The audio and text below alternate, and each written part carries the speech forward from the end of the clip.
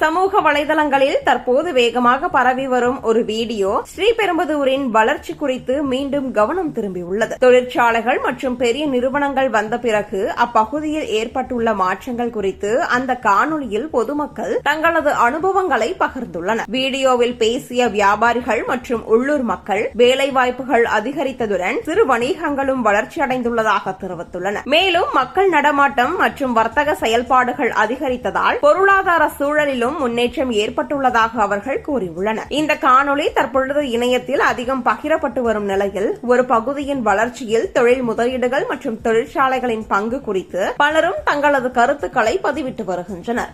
20 ஆண்டுகளுக்கு முன்பு வரை சாதாரண கிராமமாக இருந்த ஸ்ரீபெரும்புதூர் இன்று உலகமே வியந்து பார்க்கும் ஒரு தொழில் மையமாக மாறியுள்ளது.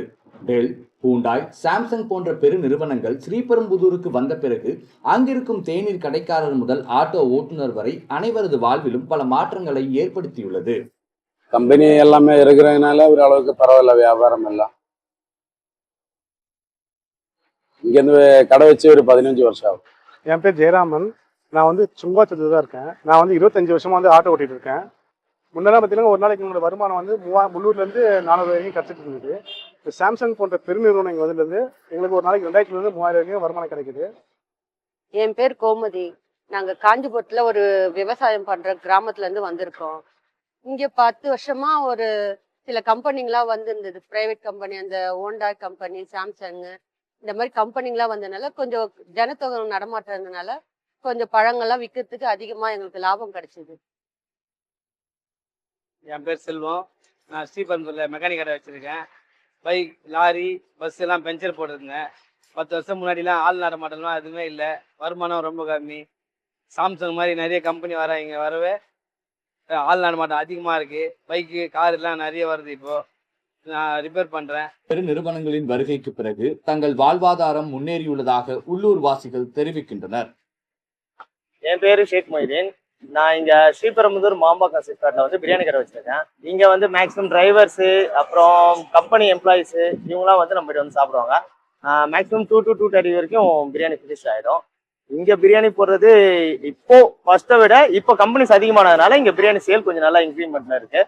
ஸோ பெஸ்ட்டு 2 to 2:30 ஃபினிஷ் பண்ணிட்டு நாங்களே வீட்டு போயிடுவோம். எங்களுக்கும் கொஞ்சம் ரெஸ்ட் கிடைக்கும். என் பேர் நிர்மலா. நான் பிறந்தது ஸ்ரீபெரும்புதூர். என்னோட வீட்டில் சின்னதாக தையல் மிஷின் வாங்கி ப்ளவுஸ் தச்சுட்டு இருந்தேன். இப்போ சமீப காலமாக இங்கே பெரிய பெரிய company, AC company, silk company எல்லாம் வந்ததால பக்கத்தில் நிறைய ஸ்கூல் ஓப்பன் பண்ணியிருக்காங்க.